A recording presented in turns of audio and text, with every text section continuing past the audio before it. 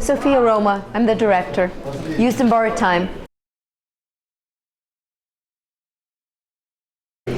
It was an Amtrak ride that I took with my grandmother, my beloved grandmother, and there was a chef there, impeccable chef, lovely collard greens, lamb chops, and he told us this lamentable tale about his cousin who was a civil rights advocate and a poet, an African-American young man who was in love with a Jewish blind girl, and they were caught by a white supremacist family, tortured, mutilated, and everything that happened after that. My shoot was 21 days. It was filmed out in Long Island in New York, yes. Hi, my name is Queen Elise, singer, songwriter, and featured in this wonderful film. And I'm Larry Ross. I'm the bass player for Queen Elise. We're both in the film, and it was a fabulous, fabulous time.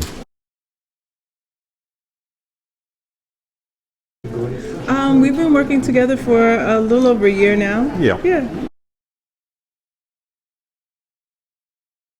Sophia and I met during a show that I performed in the city. She saw the band, she heard the music, and she fell in love with it, and she thought that it would be a great fit for her film. So my album was already completed. The album's called Breakthrough, and it was already completed before the film, and it just so happened that a lot of the songs perfectly matched the content of the film. So it was just serendipity, I guess.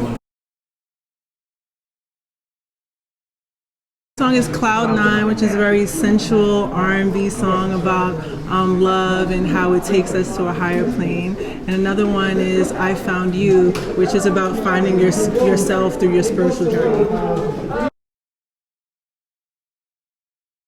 I'm from Brooklyn, yeah, born and raised in Brooklyn. Right now I'm actually working on my second project, so I'm in the studio and I'm writing and recording for that. I've released 3 singles over the quarantine. Shoot Your Shot, which was the last one, Revolution, which is very much about what's going on in the world right now, and Dreamin'. So I'm very much looking forward to performing those new songs as well as getting people to know all the songs from my first album as well. I'm Class Duncan. I play the part of Steadroy in Used and Borrowed Time. Steadroy is a young man from rural Alabama. It takes place in the 60s, and Steadroy is in love with a young, I guess visually impaired young lady, and she just so happens to be a Caucasian young lady, and of course the story takes place in the 60s. This young man, he found love with her, and unfortunately he had to choose between loving his family and I guess morals.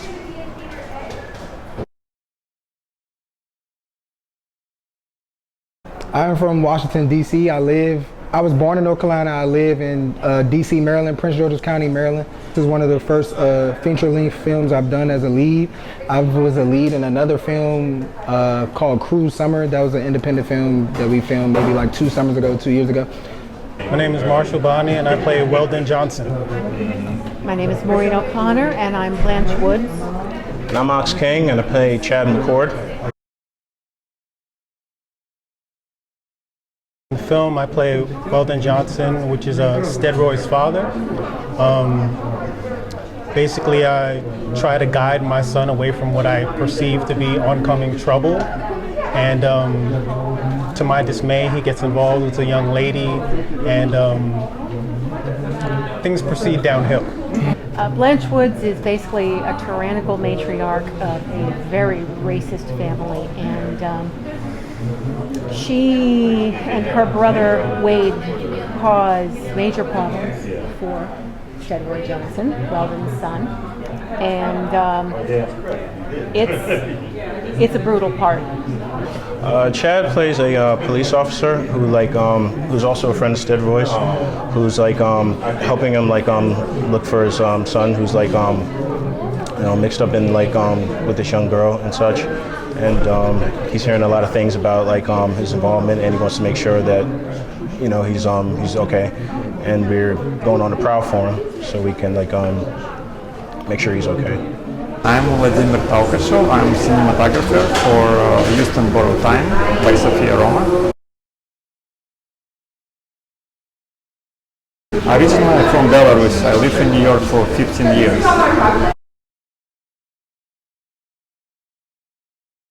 We had a really small crew on the film, so not only video part, like picture part was on me, also audio, I was recording audio as well, and we were setting up lights as well.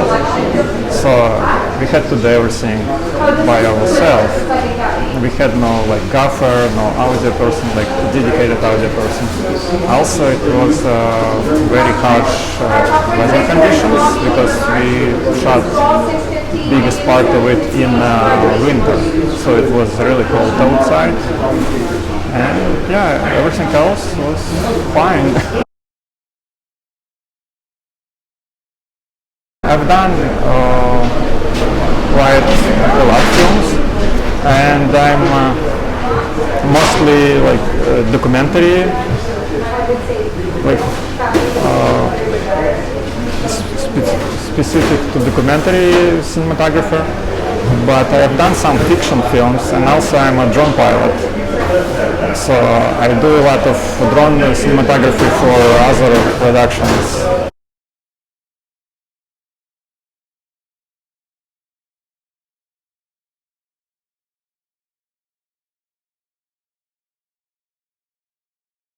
I wrote the script in about a month, and it was all from inspiration, but from the real story that I encountered. And I had developed it at the Players.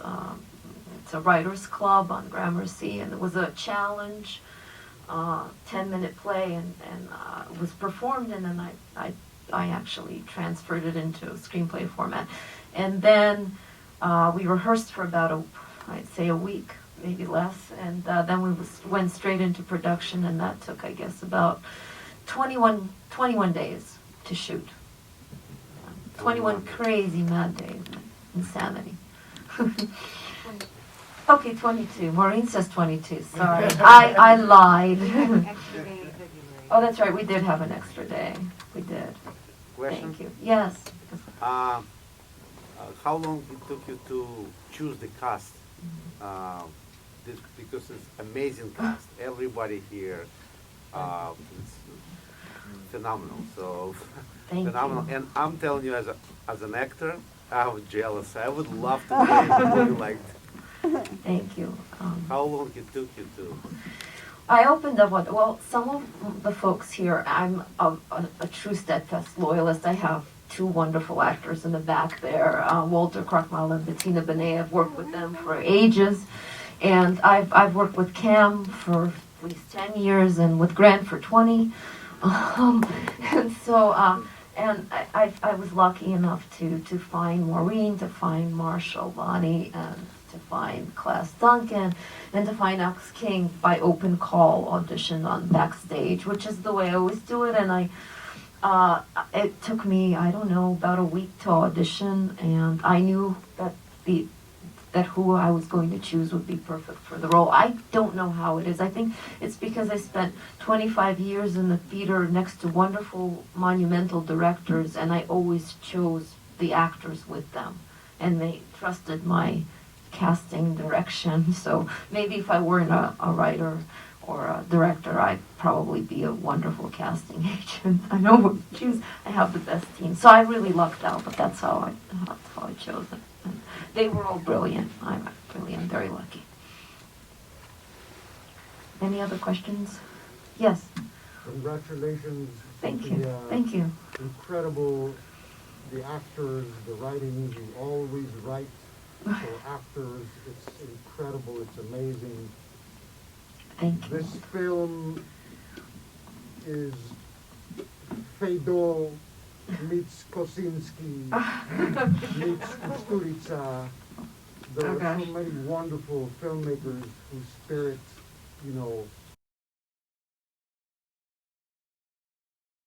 I can say that this movie is a harsh reality film, and it deals with some language that is not glossed over in some moments from people that are Bible worshipers, that say some truly horrendous slurs that most people here in the United States have been producing this film would probably shy away from, and have.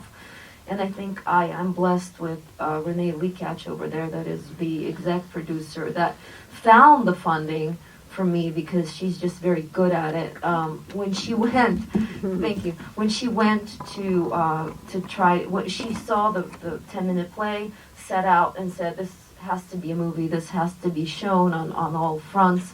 I think that in America, producers might shy away from it because of the language and because of the harsh reality of what happened in the 60s, and continues with the, Black Lives Matter and the discord, the horrendous discord, and the anti-Semitic acts and the anti-Roma acts.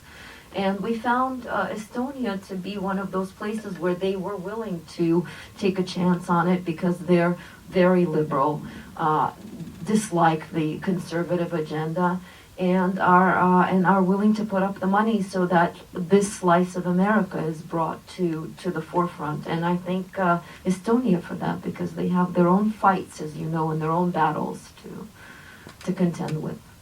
So Congratulations and thank you. I work for with the New York City Bar Association, and I am on the Human Rights Committee. And I've been leading the Racial Justice and Police Brutality Project for a long time, and the rise of anti-Semitism in Europe.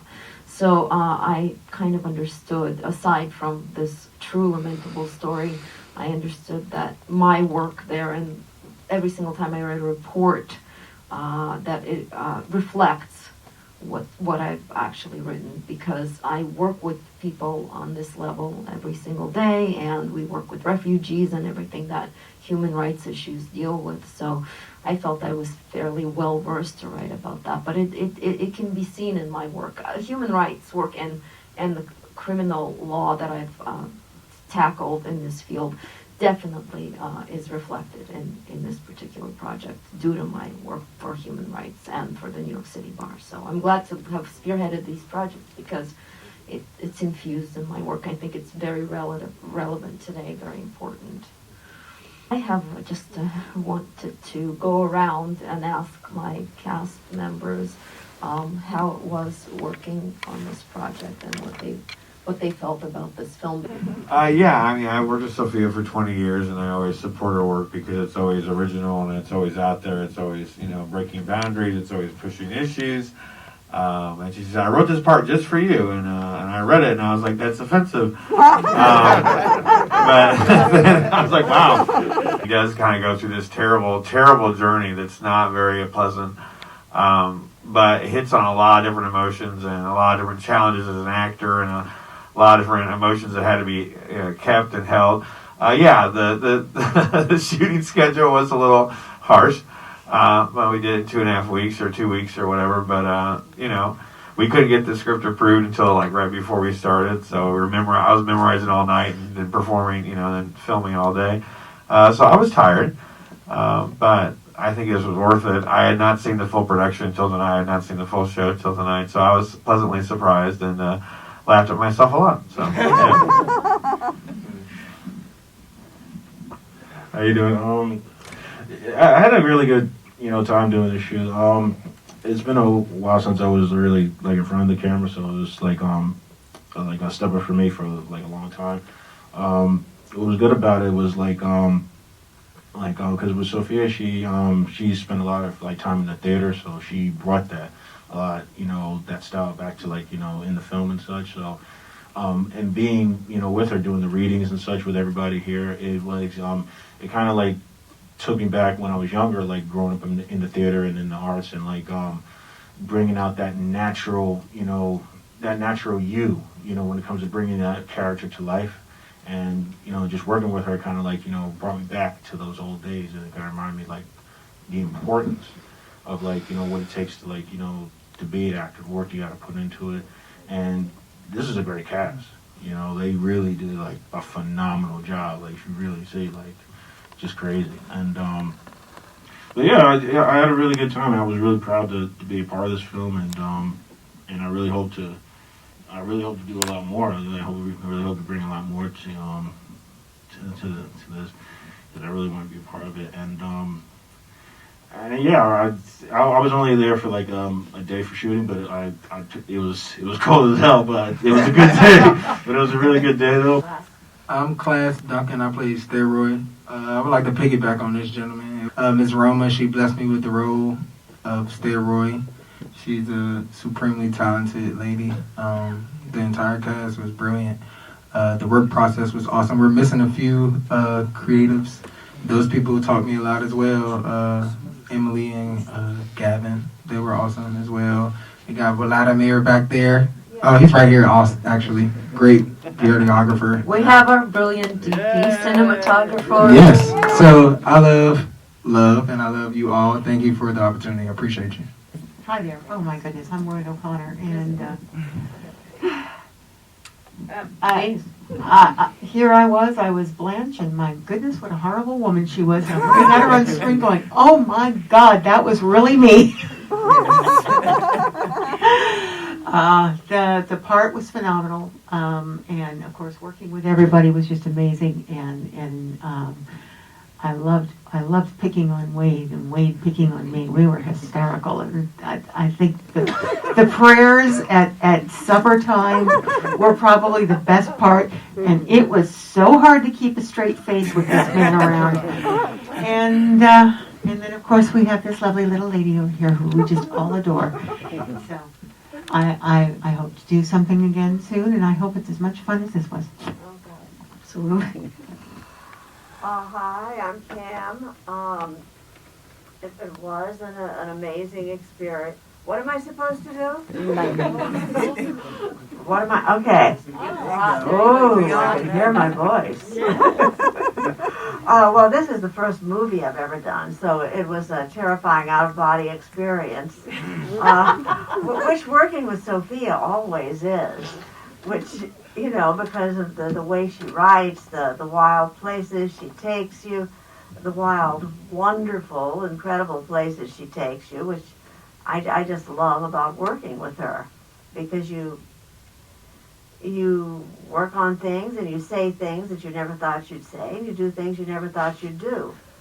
And I like this even more because it actually has something to do with my background, because I am a Southern Jew, and I grew up in places where it was horrible, and I was raised in Tennessee and New Orleans, which is just horrible.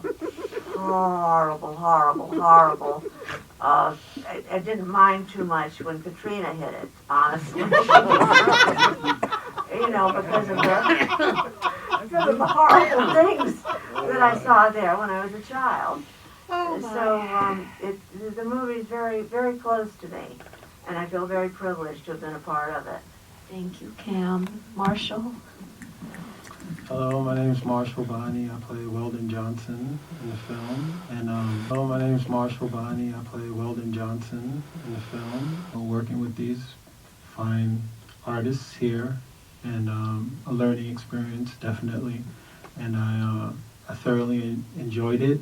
It was an easygoing and relaxed environment, even though, somewhat nerve-wracking because of the time, how fast it happened, so, the memorization of the lines. But I really appreciated the opportunity and getting to work on a project like this, which is, even though it's set in the 60s, it still seems very timely because of current situations that are going on. So I'm happy about the outcome, and that I just got a chance to be a part of it. So thank you to everyone. Thank you, Sophia. Thank you, Marshall. Thank you all.